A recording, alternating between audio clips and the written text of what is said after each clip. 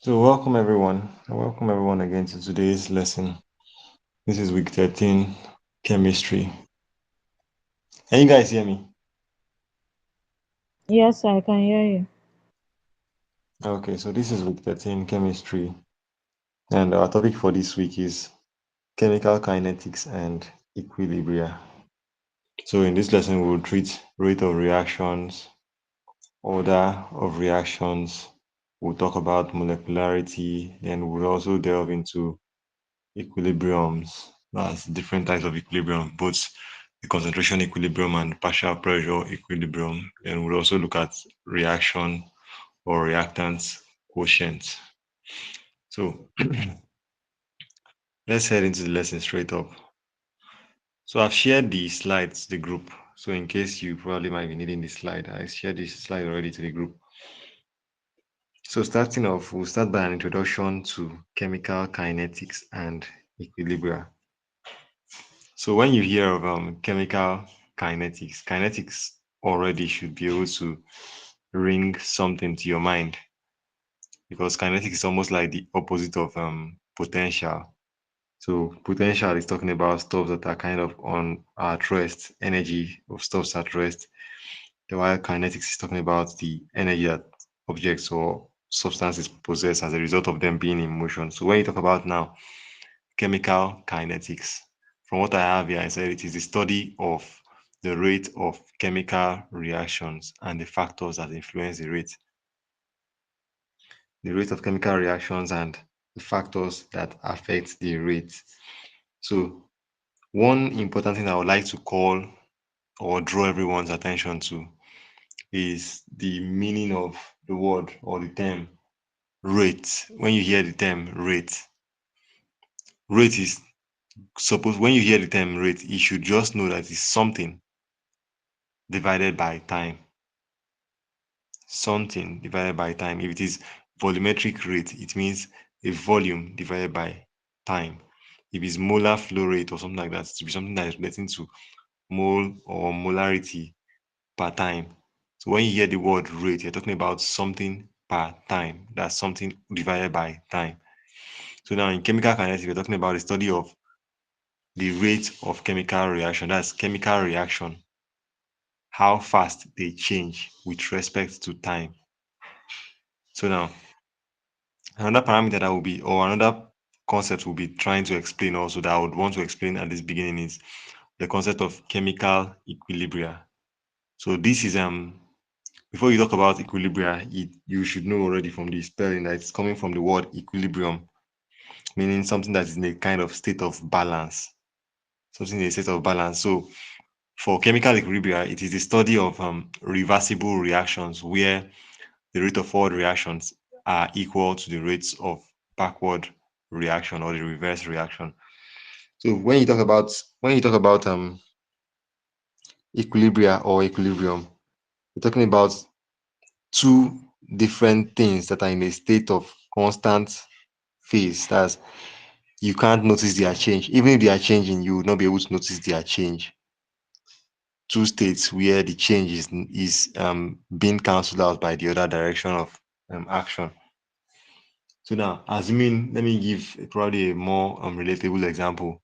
Assuming um, we had or someone has this thought of, okay, I want to go out and also I want to stay back and watch this movie.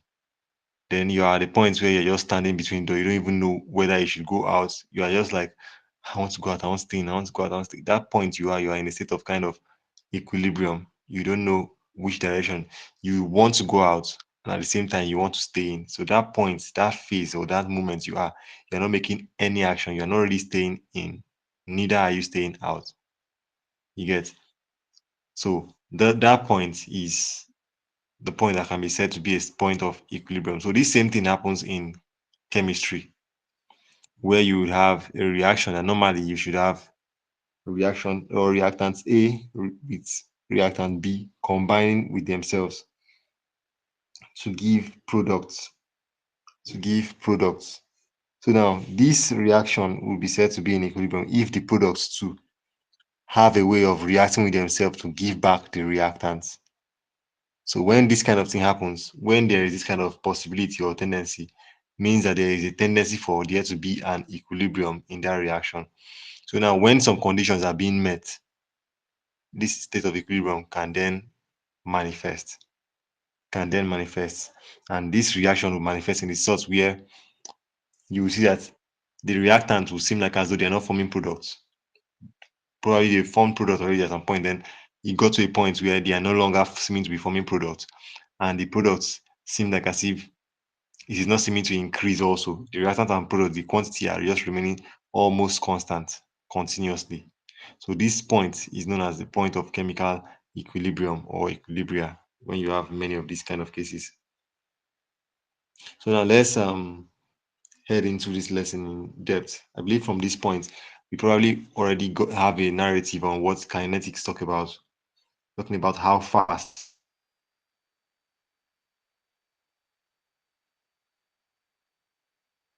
and when we hear chemical equilibrium, we should know that okay, now we're talking about processes where the forward is happening and the backward is happening at the same time.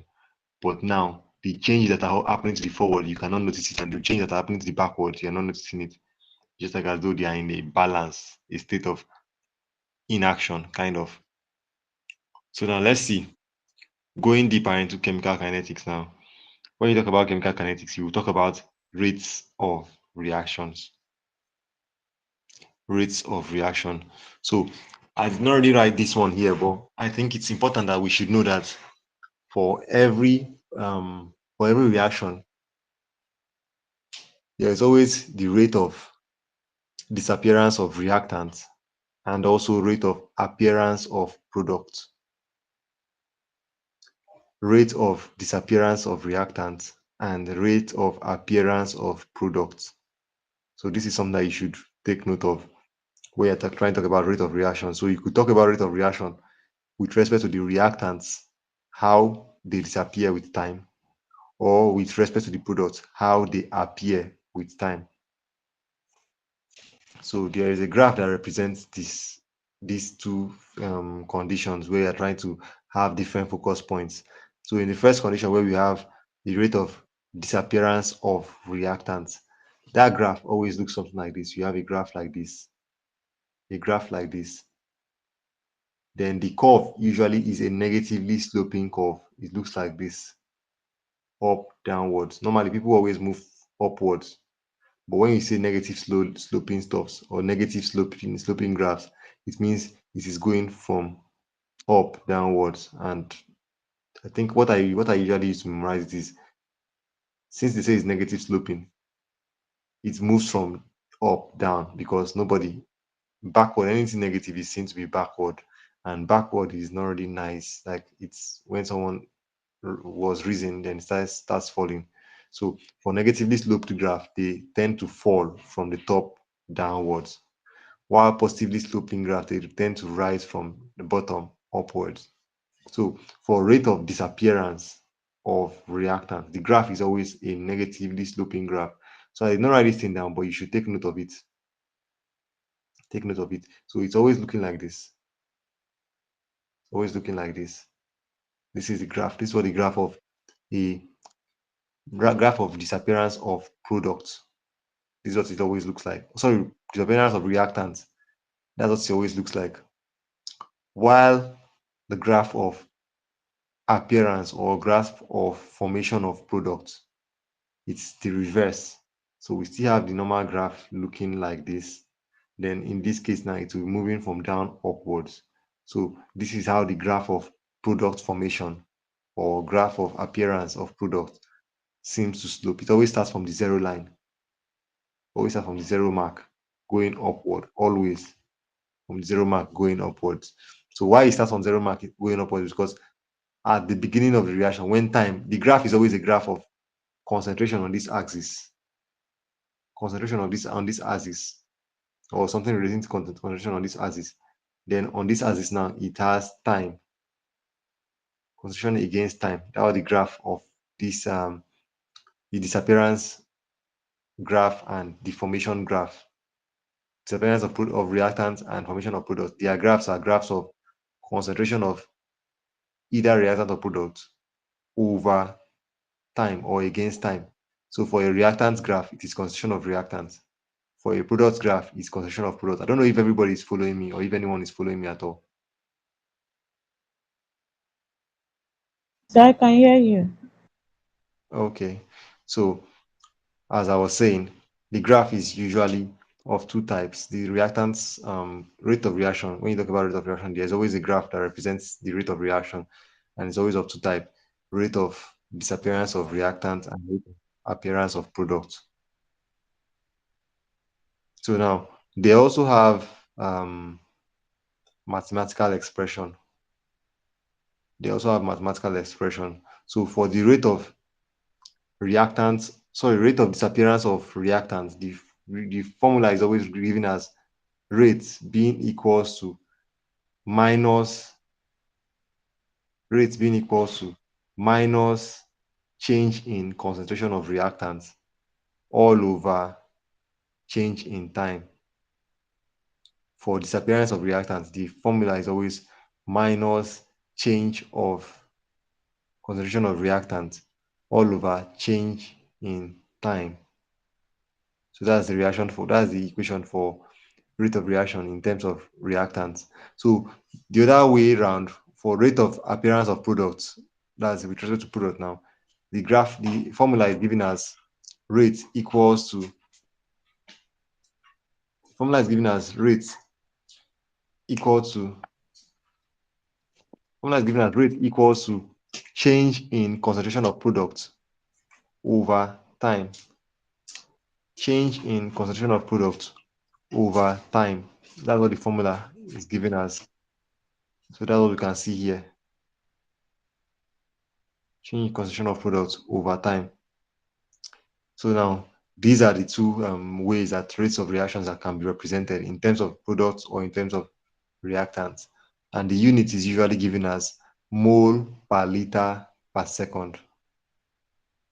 Mole per liter per second, which you can see here, or molar over second. Capital. So as I was saying, there are factors that affect rates of reactions. So there are factors that affect rate of reactions.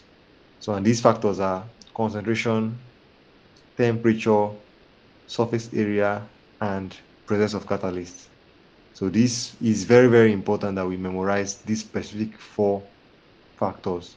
It's very important because I think they are very crucial. It's important you know all of them because most of the times they would ask questions relating to stuff like this, where they would try to ask you for the factors. I think I've seen it several times, both in JUPEB and outside JUPEB. They ask questions on factors that affect rate of reaction. So these factors, we, as I'm saying again, they are concentration, temperature, surface area, and catalysts. So these are the four major factors that affect rate of reaction. So now we've talked about rates of reaction. Now let's move on to order of reactions now. So as much as we know that rate of reaction is talking about how fast a reaction proceeds, there is also what is known as the order of reaction. So this order of reaction is trying to talk about like a kind of an expression that tells you how fast or the relationship of the disintegration of either concentration of reactants or concentration of products. So this order of reaction is like a power that is given in the rate law expression that tries to tell how fast species or a particular element in a reaction disintegrates with time.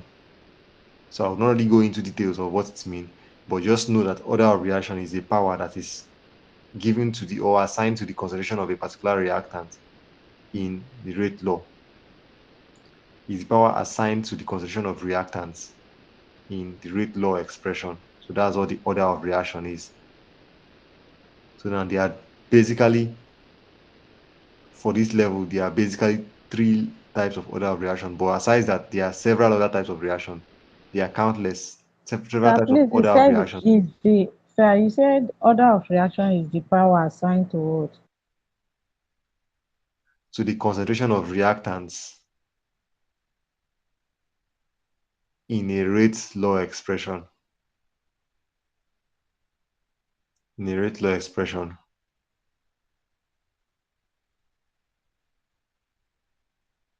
So now, as I was saying, we have basically for the Thank you, sir. someone's mic is okay.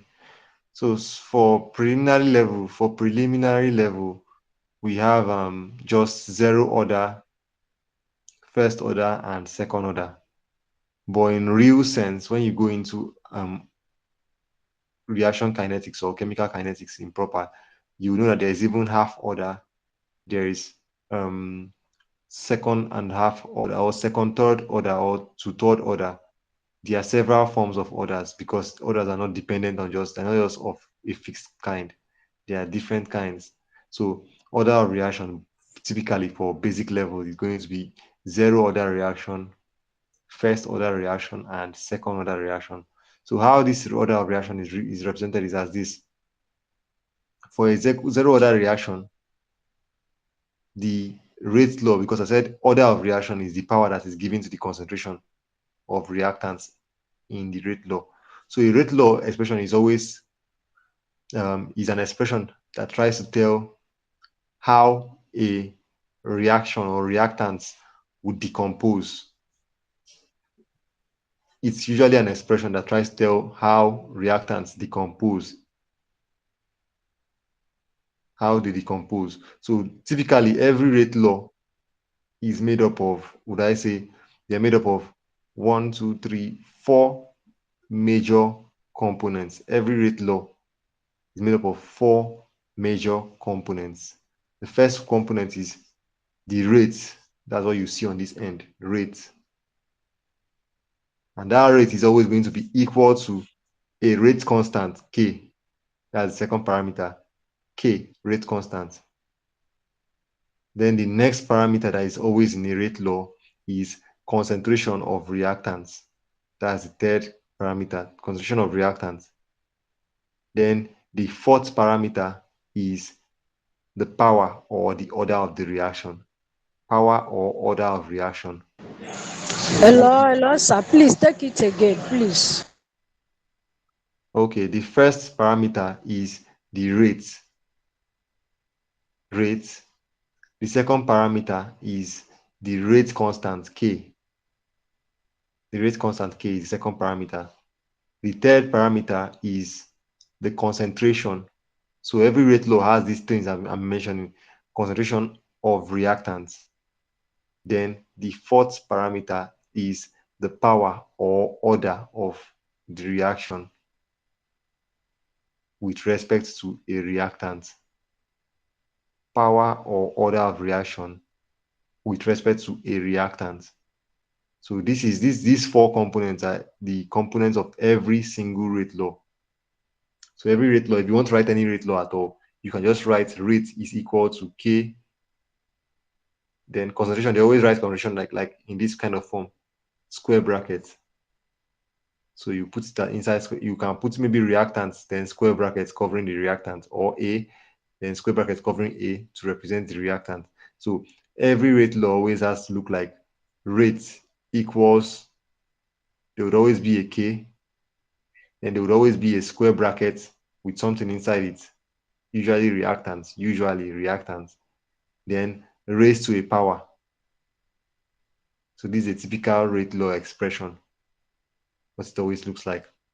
So in some cases, the concentration could be concentration of not just only one reactant, it could be concentration of more than one reactant, where you could see it as rate equals K square bracket A raised power a number, then another square bracket B raised power another number. So this is another way you can see the rate law as, but typically all of them would always be made up of these things I mentioned.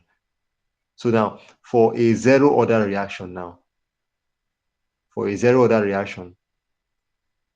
it seems like as though it has just only two parameters, that is the rate and the rate constant, like what we can see here, the rate and the rate constant. So why it's like this is because Normally, it's supposed to look like this, or let me say, all rate laws supposed to look like this here, where this power 2 would be just written as N or M. So now that N or M will tell you the order of reaction. So now for a zero order reaction, Sir, please raise your voice, so please. why the order of reaction for zero order reaction is looking like this is because this A, for a zero order reaction, it means that A is raised power 0. So anything that is raised power 0 is 1. So because of it is 1, it means that this A squared bracket will turn to 1. So we'll then be left with rate equals to K. So for a zero order reaction, the rate law is always given as rate equals to K. For a zero order reaction, rate law is always given as rate equals to K. And I've explained the reason why. The reason why is because of the concentration will be raised power 0. And once the concentration is raised power 0, it will become 1. So that's why it is always rate equals to K. So for a first order reaction, the reaction expression will be rate equals to K square bracket A square bracket close raised power 1, like what we can see here. A raised power 1. Rate is going to be equal to K A square bracket raised power 1. For a second order reaction, it's the same thing. Rate equals to K A square bracket raised power 2, representing second for 2, first for 1, 0 for 0. So that's how they write typical order of reactions or rate laws. I don't know if it's clear up until now.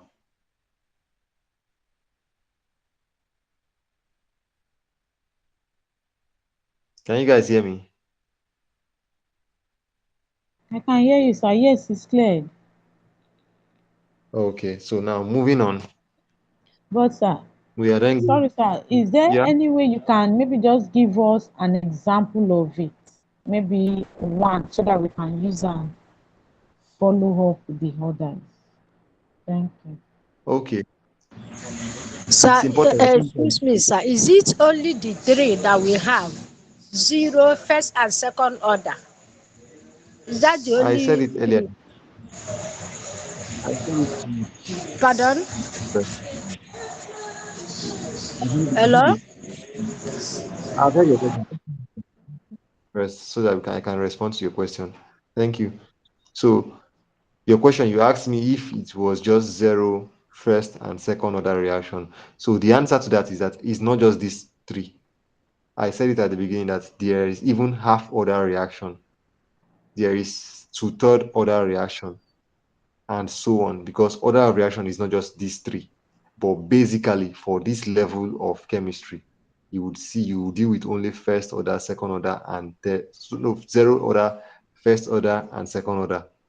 So basically, that was people would deal with on this level of chemistry. It's only people that probably are going into chemistry or industrial chemistry or analytical chemistry or physical chemistry that would go into depth of what these different other kinds of orders could be.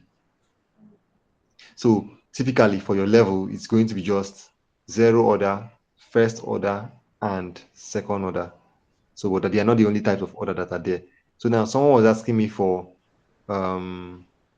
what example could help to illustrate this thing.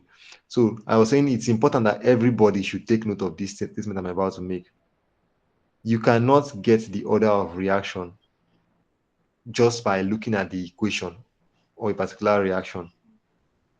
Order of reaction is always gotten from experiments, always gotten from experiments, always gotten from experiments. So you cannot get order of reaction just by maybe the equation of the reaction.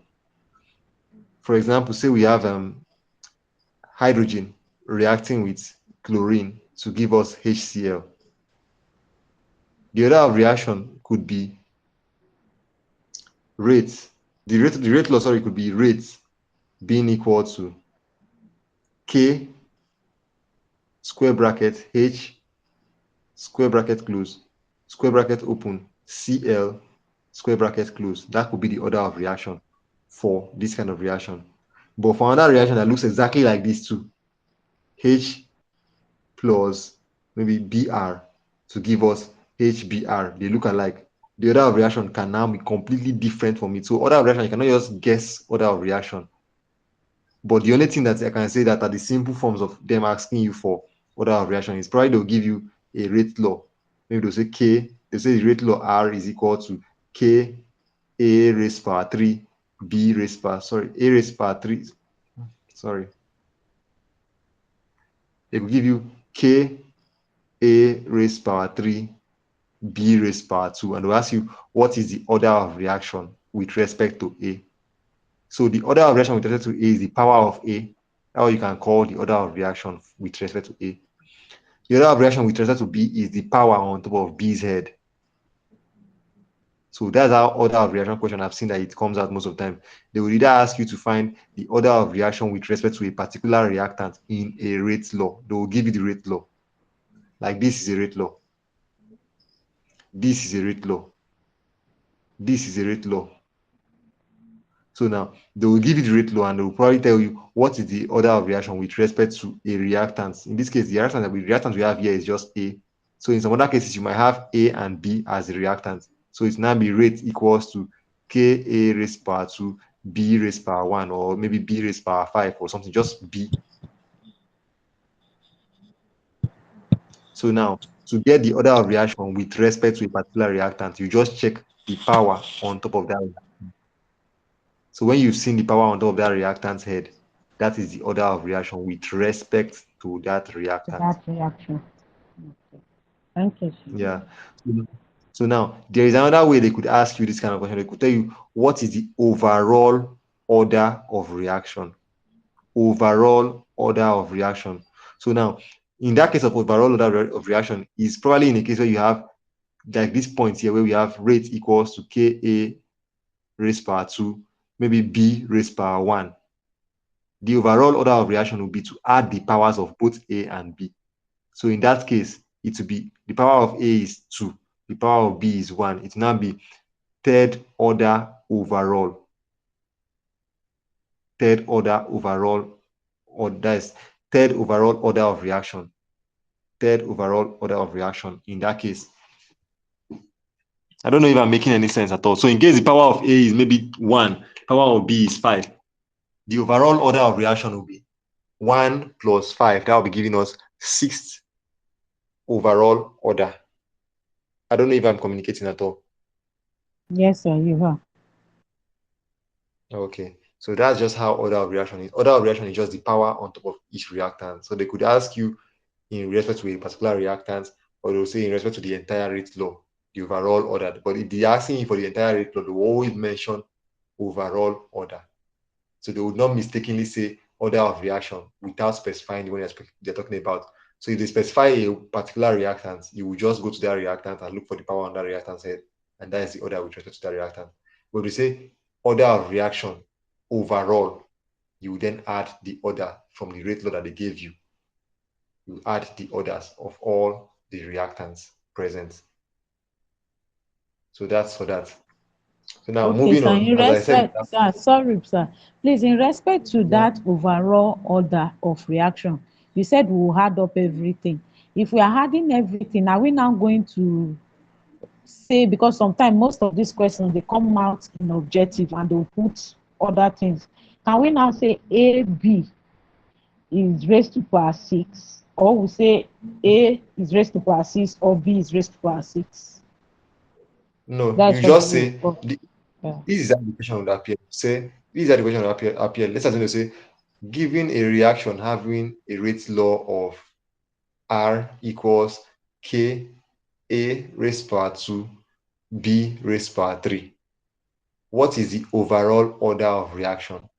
They will now tell you A 3, B 2, C 5, D 11. So now you have seen the option. It's just for you to add the order of A and order of B. 2 plus 3, that will be giving you 5. So the correct answer will be 5. That's the answer. Yes, sir. Thank you, sir. Thank you, sir. Yeah. So that's just how it is. So now moving on. Does anybody other person have any other question? So in this case, we supposed to say that is fifth order. Yes, in that case, it's fifth Hello, order sir. or Fifth yes, I order. said yes, it's overall.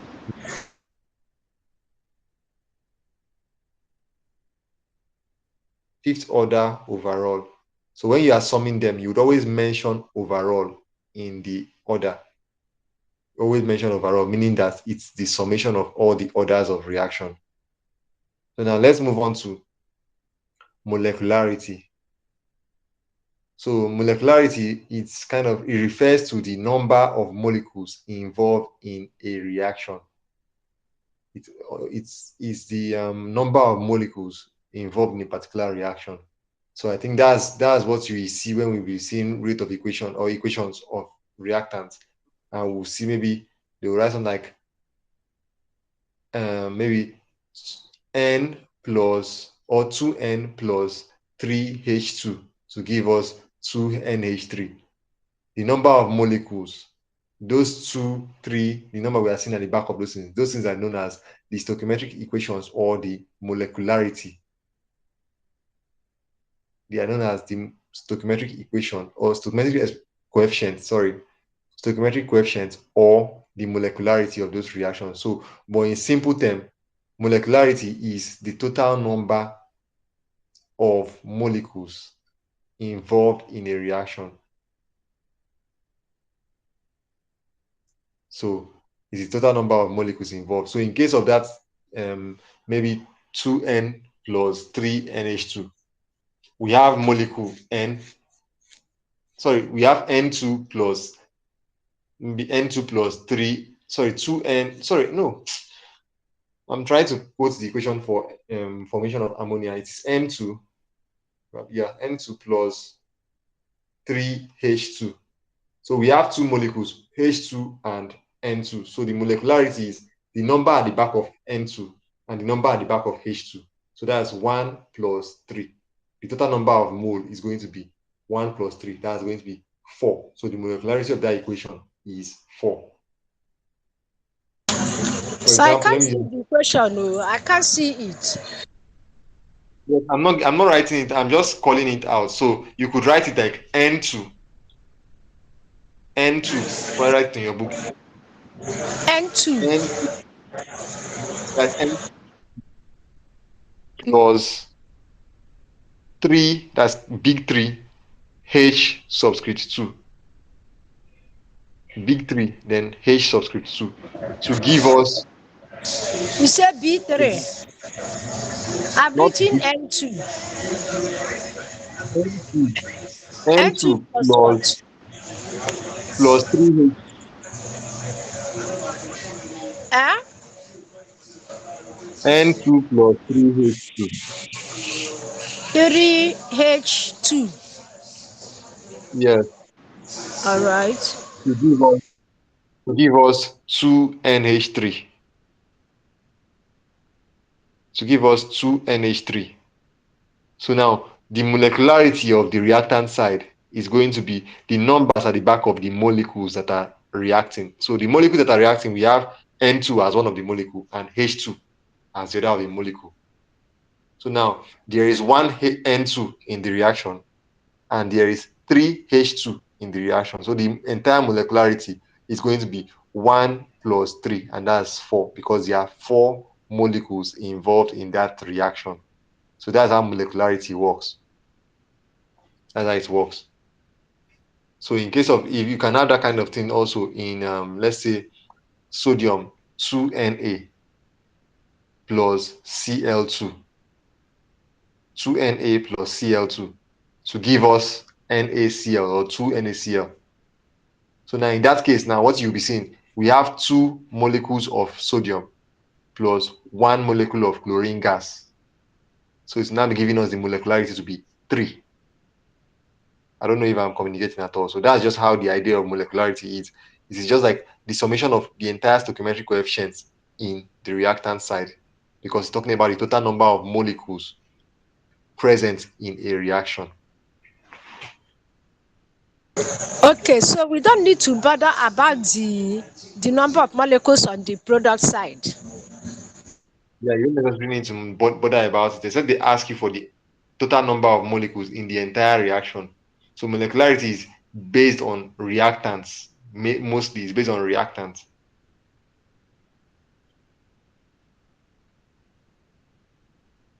So it can be, we can see that reactions could be unimolecular, bimolecular, or trimolecular, even more. It could be more multimolecular. So in these cases is where these are the cases where you have maybe one molecule giving another product, or two molecules giving a particular product, or three molecules giving a particular product. So these kinds of reactions, they are known as either unimolecular, bimolecular, trimolecular, and so on. So that's what molecularity of reactions is talking about, the number of molecules involved in a reaction.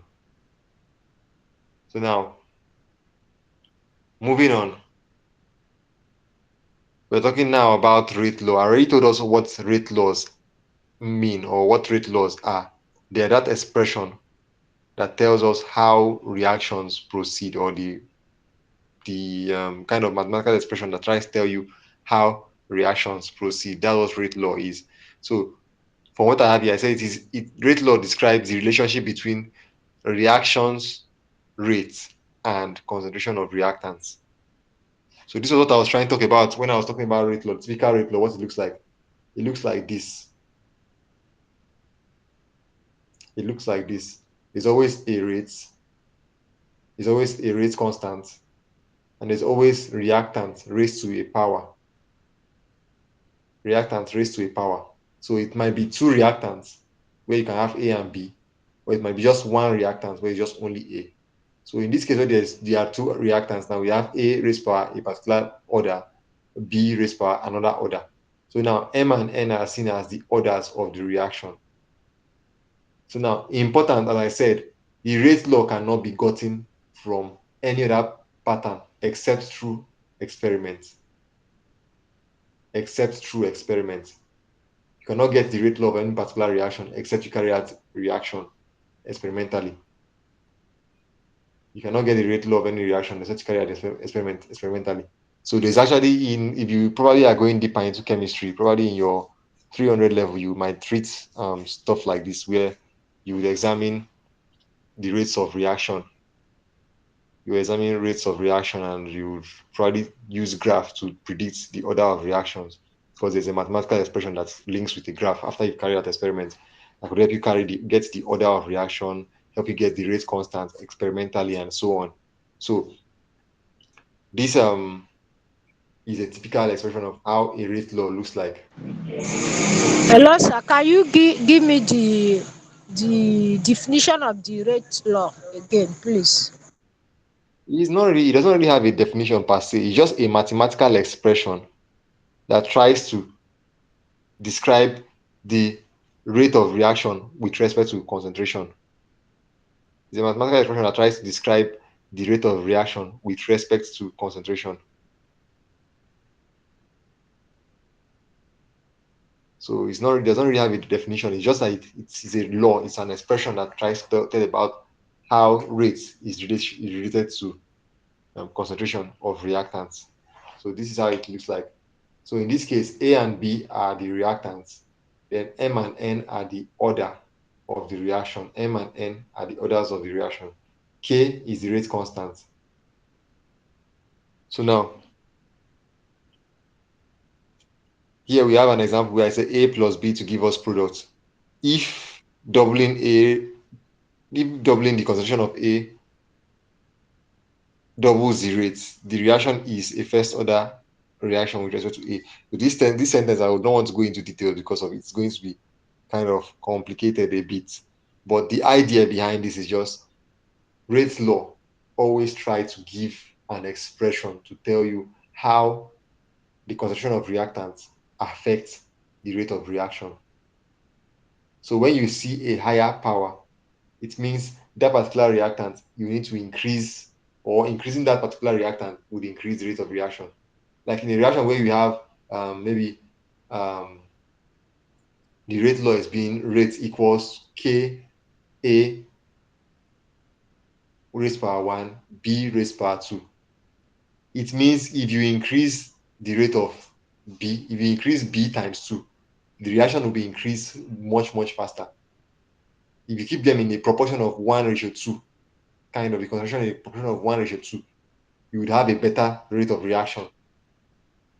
So that's just this. That's how the rate law tries to express, or that's what it tries to that's what it tries to explain how the concentration of reactants can affect the rates of reaction.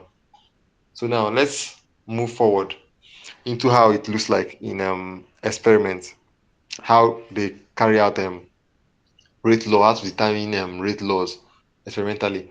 So now we have a typical example here where they said this is the reaction A, 2A plus B giving us C. So if I was to ask everybody here, what is the molecularity of this reaction? What would be the answer for the molecularity of this reaction? For this expression that we are seeing here, what's the molecularity of this expression?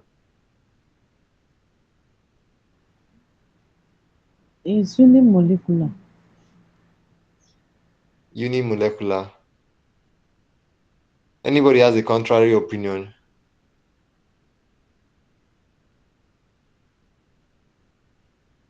Does anybody have a contrary opinion?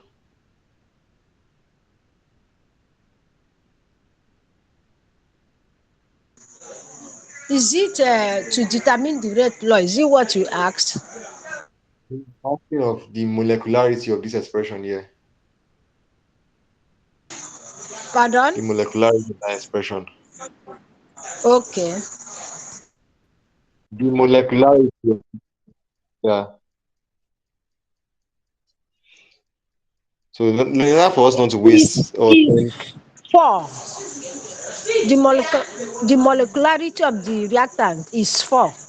2 plus 1 oh, plus 1. okay, it's for reactants, not for product. You don't add the product side, it's just the reactant side. So the molecularity I is added C. two, I thought it's plus C. Sorry, sir. It's 3. 3. So the molecularity is 3 because we have 3 molecules. Molecularity is That is the 3. It's 3.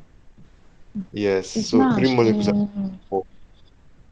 Good. Yeah, okay. So now, this is a typical expression of how they carry out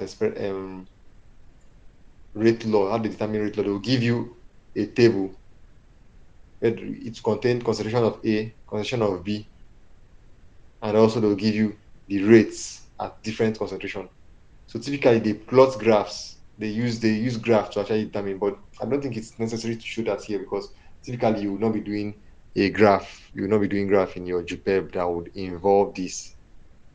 You will not be doing graph in your JUPEB that will be involving this. So the main idea is just to understand how these graphs are being plotted. So to get the rate law, the graphs that are being plotted is graph of the rate of reaction,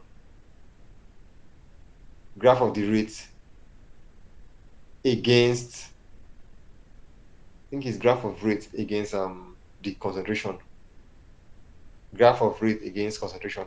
So once they've plotted the graph against concentration, they would now find the intercept and the slope, and those intercept and slope what will give us the rate constant and their likes, sure. So that is kind of a different level of what they call it, chemistry. So the main idea that is basic for this level is just getting the idea that the rate law cannot be gotten as in any other method aside through experiments. You cannot get the rate law except you carry out an experiment. So, and once you've gotten the rate law, that rate law, the order of reaction is what is going to be seen as the power of any of the reactants. Like here, we see the order of reaction here on A is 2, on B is 1, on A is 2, on B is 1. So the reason why it is 2 and 1 is not because of this thing that is here. It's not because of this thing Is that is here. 2. Is it not point 1? No, leave it. Just the rate Huh? law of the rate law of reaction cannot be gotten. just anything. Like, The thing is fluctuating. Oh. your mic, turn up your mic. You hear me? Let's turn up your mic. I'll repeat myself. Thank you.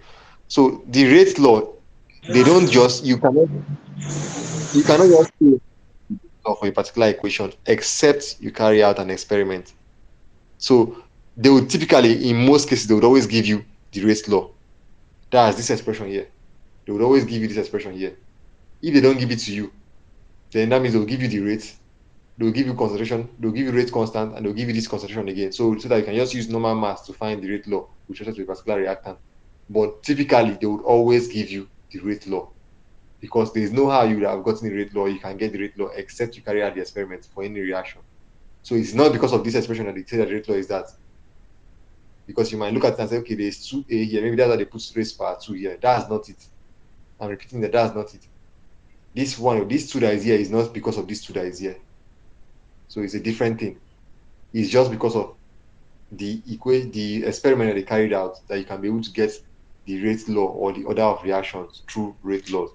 So that's being said, just get the idea behind what order of reaction is, what a typical rate law looks like, and overall order of reaction.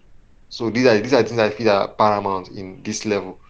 Know that you cannot get the order of reaction or you cannot get the rate law expression except you carry out an experiment. Know that order of reaction is the power on each of the concentrations. Overall order is the summation of all the orders of reactions present.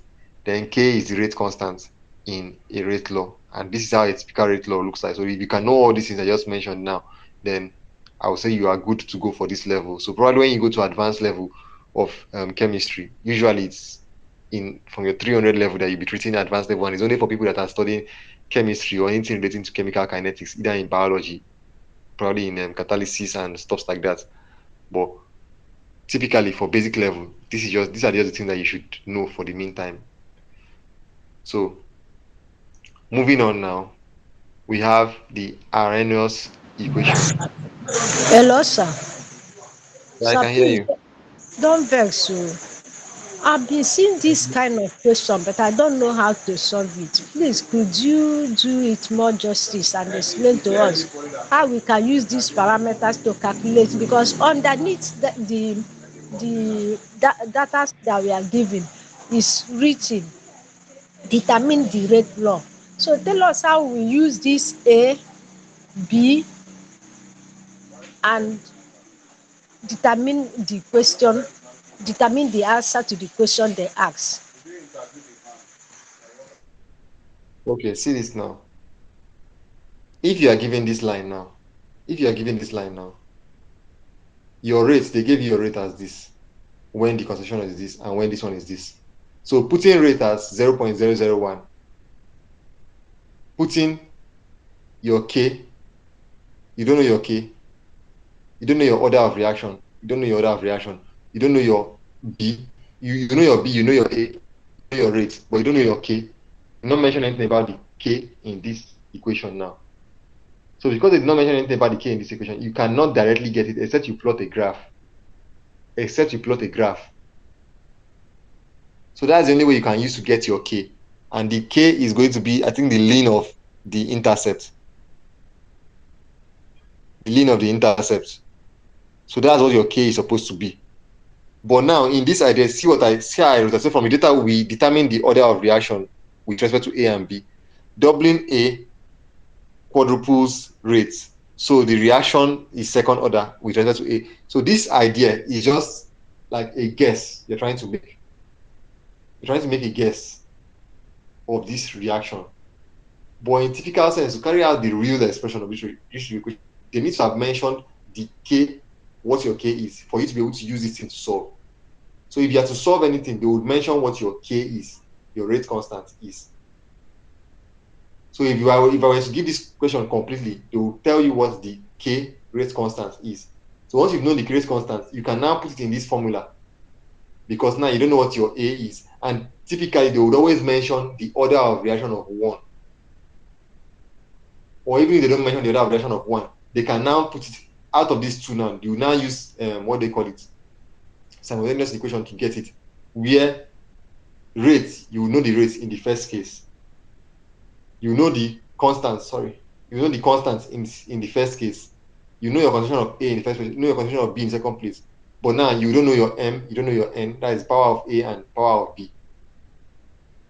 After I put in that first one, you now do the same thing. Your rate now, your next one, A would now be 0.2, B will now be 0.2 again, C, I'm sorry, rate will now be 0.04. Then you don't know your M, you don't know your N, and they will have given you the rate constant. So now, with that kind of expression, that you can use normal linear or substitution, sorry, algebraic expression, either simultaneous equation or one of them, to solve to get your M and N. But aside that, since you don't have the rate constant, you just need to either you would make your rate constant. Just let me see. I wish I had my. Let me see whether I can. Let me see whether there's something I could do.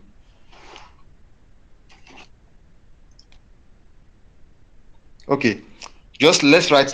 Let me call it out. Maybe people will be writing what I'm saying. If you want to solve this kind of stuff, just write rate is equal to K. This expression here. Write out this expression first. Can you guys hear me? Yes. Yes, sir. Rate is equal to this expression here. So then now we are trying to find the order of reaction for A and also the order of reaction with respect to B. So now to solve this thing now, we would use this table here to solve it. We'll try to use this table to solve it. But the easiest way would be to use a graph. But let's just try using a table to solve this. So now, to solve this now, our rate now, we'll be getting any of the parameter for our rate from this portion of the table. Our concentration of B will be from this portion of the table. Our concentration of A will be from this portion of the table. So now, for the first case, we'll deal with this first line. So now we'll now have that our rates R will now be, the expression will now have for equation 1, equation 1 will be equal to 0.01 equals to K bracket open 0.1 raised to power M bracket open 0.2 raised to power any. That's your equation 1. Equation 2 will now be 0.04, that's our rate, is equal to K bracket open 0.2 raised to power M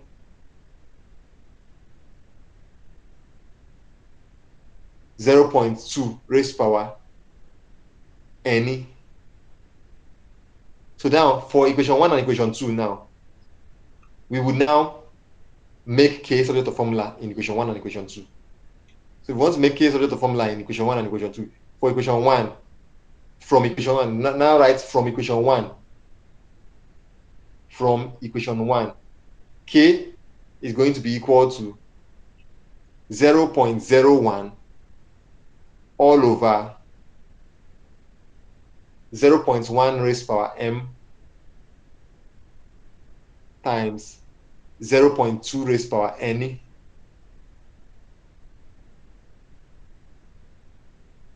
Sir, come again. Come again. K is equal to K is equal K is equal to 0.01 all over 0.1 raised to power M times 0.2 raised to power N.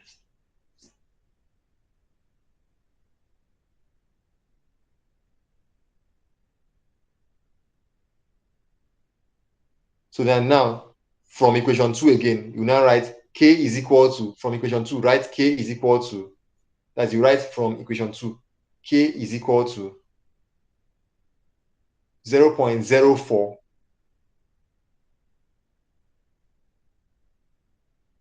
0.04 all over 0.2 raised to power m times 0.2 raised to power n.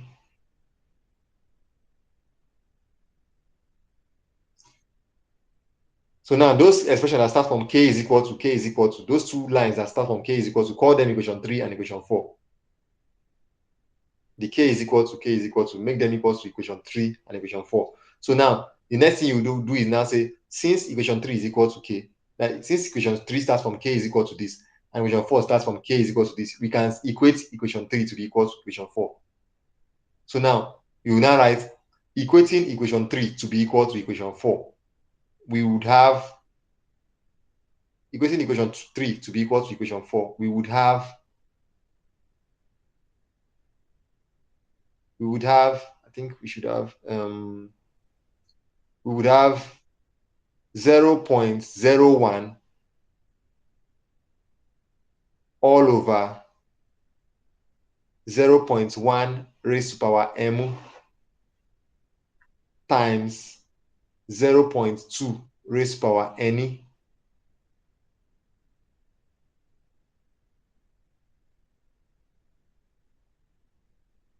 equals to 0.04 all over 0.2 raised to power m times 0.2 raised to power n. So hope you guys are writing it down, because if you're not writing it down, I'm not writing it anywhere. I'm calling it from my mind though. So just write it down so that you can be able to follow offhand, like follow me as I'm trying to explain. So now, if you look at on the left-hand side and on the right-hand side, under, we have 0.2 raised power n and 0.2 raised power n on the down side. So you cancel out the 0.2 raised power n to cancel out the other 0.2 raised power n. 0.2 raised power n will cancel out 0.2 raised power n on the right-hand and left-hand side. So we'll now be left with 0.01 all over 0.1 raised to power m equals to 0.04 all over 0.2 raised to power m. So from this point now, I think we have a very simple equation now, a linear equation. So now you can now cross multiply. I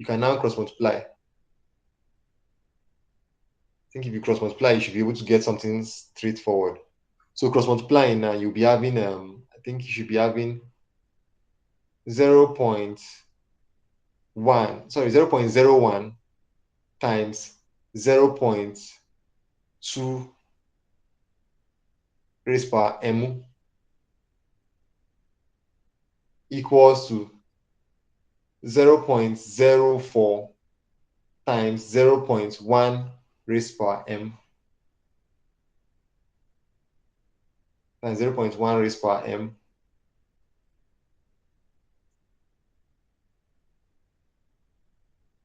So from this point, I don't know, I'm not really seeing what is there because I'm calling this from my mind. I don't know how, if I'm getting it clearly. I don't know if I'm saying, but if you've been following, I'd like to just tell me you've been following. Yes, you are getting it clearly.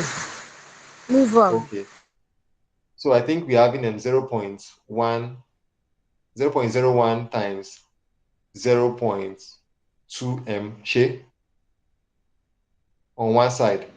Yes. The one is 0.2n, then the other M is one is not m. 0 point Equals any to, We don't have any. there m. is no M.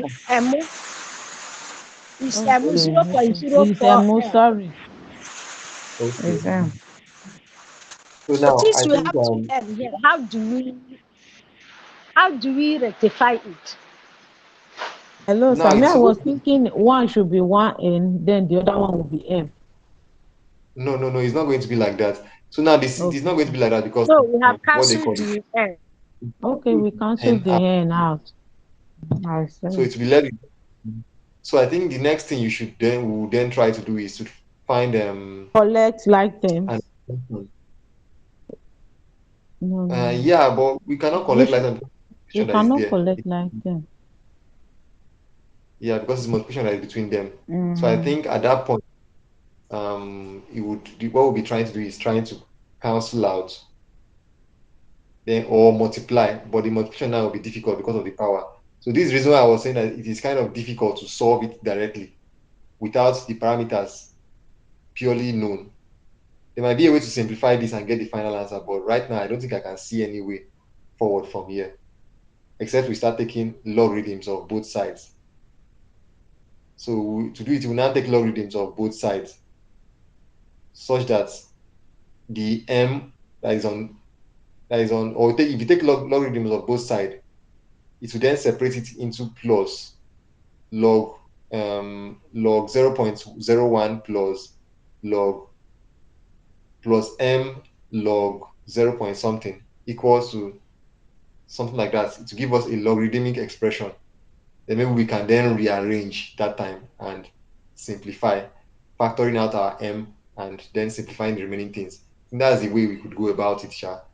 But right now, the idea is not to really solve this thing with this type of form. If you look at this value now, the values are not looking orderly. We had 0.1, 0.2, 0.1, while the rate is changing here. So that's why I say that typically you cannot easily plot this thing. This is what is used for graphs. They are used for graphs instead of you to plot. So you can now be finding line of best fit. Then from the slope, you can be able to get the expression. Maybe I would send you an image. I will send you guys an image later on how they plot the graph, what parameter you plot against what parameter on this.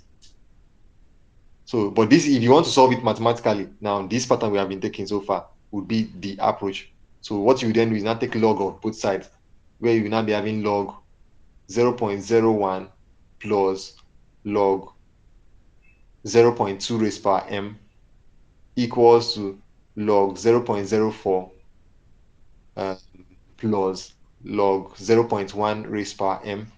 Then the m will now come to the back of the log. Two m's will come to the back of the log. Then you can now collect like terms at this point, bringing all the ones that have m to one side and the other ones that don't have m to the other side.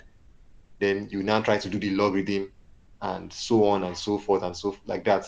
So once you've simplified it in that way, you can then start um, getting your m. But this process is going to be long. You can then carry your m, the logs that don't have m, bring them to the other side together, carry out the logarithm action on them. They'll become a whole number. Then the ones that have m, you'd join them together or factor out the m and solve their logarithm. You then get a whole number inside the bracket. Then you can now do divide both sides by that number that is inside the bracket, and you get your final answer. But if I had something I could use to illustrate, I would have shown you what I meant, Sha. We should be having something like log something plus m log something on one side. We have log something plus m log another thing on the other side. So this m log, you join them together on one side, collect like terms.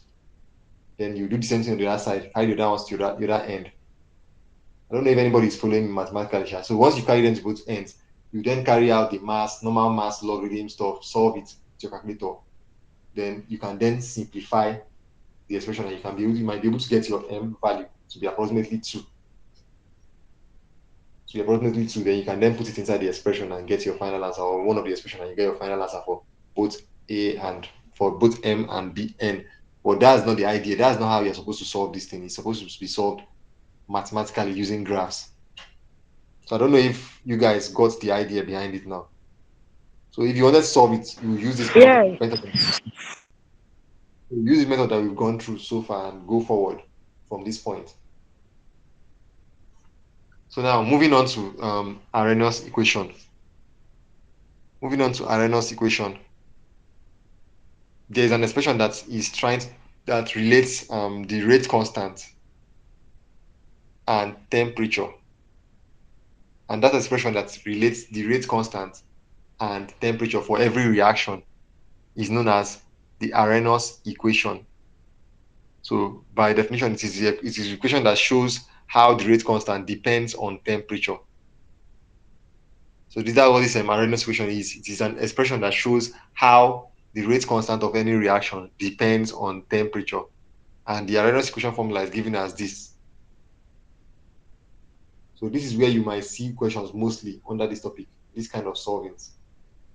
You will see it a lot where they'll give you the activation energy, they'll give you the temperature and tell you to find the rate constant, or they'll tell you to find the cofactor or something like that. Sha. So let's go forward into this lesson now. So this is the equation for Arrhenius equation, where your K is the rate constant, your A is the frequency factor. A is frequency factor or pre-exponential factor. A is your frequency factor or pre-exponential factor. You still have time. Frequency factor or the pre-exponential factor. Then EA is the activation energy.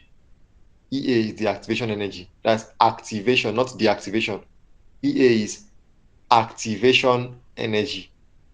R is your normal universal gas constant of 8.314. Then T is temperature. So it's important that you memorize this expression. Memorize it because I've seen it in questions where they will bring it out and they'll say, which of this is the correct expression for the Arrhenius equation, or which of this is the correct expression that shows the relationship between rate constant and temperature. They might not call it Arrhenius equation. They also say that shows the relationship between rate constant and temperature. So you should know that already. Rate constant, when you talk about rate constant, you're talking about chemical kinetics. And when you talk about temperature in chemical kinetics, you're talking about Arrhenius equation, because that's the expression that tries to talk about temperature in terms of chemical kinetics. So this is the expression. So questions, if I were to be the examiner, I would set the question in several ways, the same question in several ways. I could ask you the expression that shows the relationship between rate constant and temperature is known as what? And I can also ask you, what is the name of this expression? I'll give you the expression and I'll tell you what it is. Or I'll tell you what is the expression that best describes the Arrhenius equation, and I will give you several of these kind of equations that look like this. So there are different ways that the equation could come out. Just get the idea that when you're talking about rate constant temperature, you're talking about Arrhenius equation, and this is what the Arrhenius equation looks like. So know what it is and know what each parameter inside it mean. So from this equation now, from this equation we can know that, or we can tell that the as temperature increases, the rate of the reaction reduces. As temperature increases, the rate of reaction decreases. So that's what this expression tries to tell. It shows that there's a relationship between temperature and rate constant. So, but it's an inverse relationship. As temperature increases, rate constant decreases in value. So now, let's see how the examples of this kind of question come out. So it's a straightforward example. How the questions come out are straightforward, so long as you know the formula. So they could give you in this form. They'll say calculate the rate constant they'll give you a temperature, and they'll give you a pre-exponential factor or a frequency factor. Then they'll tell you giving a particular activation energy. So it's just for you to know the formula, plug in and play, and you get what you want. So that's just what we did here. This is the Arrhenius equation here. Okay, what does that small e that is attached to capital A, what does it mean? Exponents. Exponents. That is E. That E that is raised power. That E that is in your calculator. E. I don't know if you know what that E is. That's exponents or exponent something. Can you E. give us let's solve this problem and see how the parameters are placed. See how it is here. See the expression here. Just your A. They gave you your A as this here. You put it here. That's what we have here. Then your E now is E here. Then this E is what is raised power everything here. E is raised power everything on the other side. So you now press in your calculator. There's always a place. I think it's in lane. You press shift of lane, you will see E. Shift of lane in your calculator will give you E. shift of lane will give you E. So that E, you just press that E. In some calculators, you just write E raised power. While in some calculators, you write just E, then you put the number in front. But normally, you should put E, then you put raised power, then you put bracket open, and you put in all these things here. Minus your activation energy. Your activation energy was given to you here. But take note, it was given to you in kilojoules. So SI units should tell you that it should not be in kilo anything, it should be in joules. So convert from kilojoules to joules. So that will be multiplying by 1000. So instead of 50, you'll be having 50,000 here. So then time divided by your R 8.314 times 298. That's your temperature. So putting that 298 now, putting everything all together, punching them in your calculator once and for all, exactly pointing them exactly as you see them here, you will get your final answer to be this. You get your final answer to be this.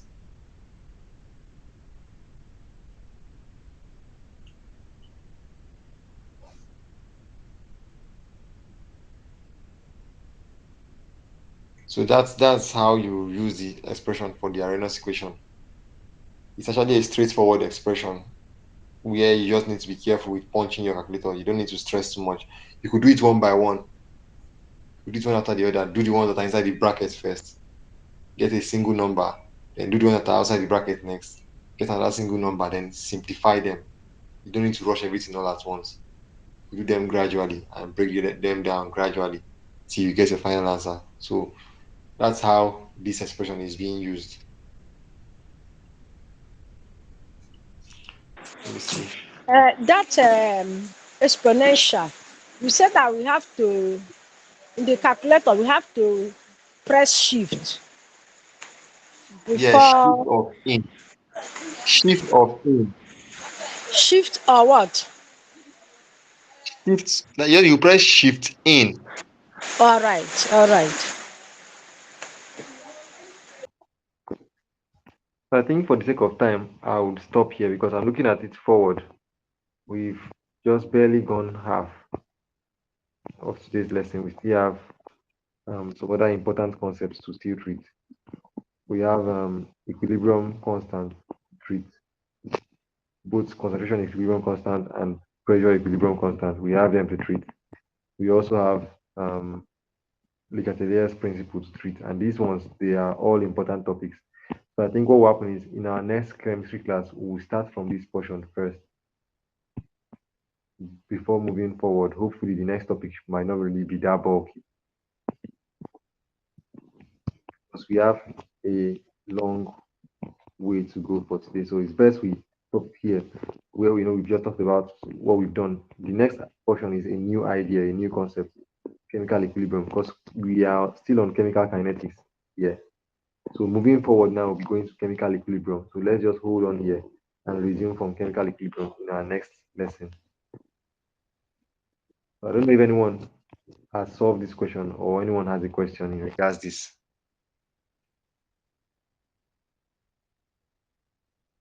Does anyone have any question? Or were you people hearing what I was saying?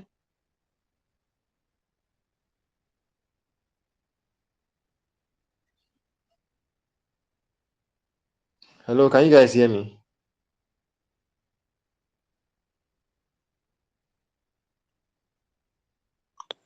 I can hear you, sir. Okay, okay. So you could punch the questions in your calculator or you could solve it by yourself and see whether you could get the answer. But take note of this. This should be converted to joules. And I think that's all for the whole solving.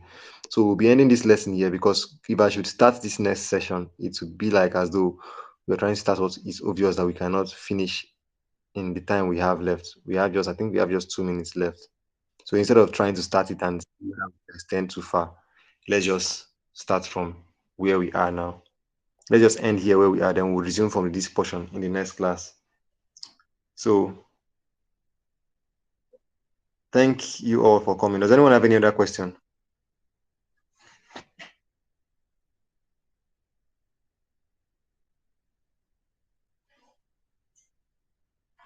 No question, Okay. sir. Okay. Thank you.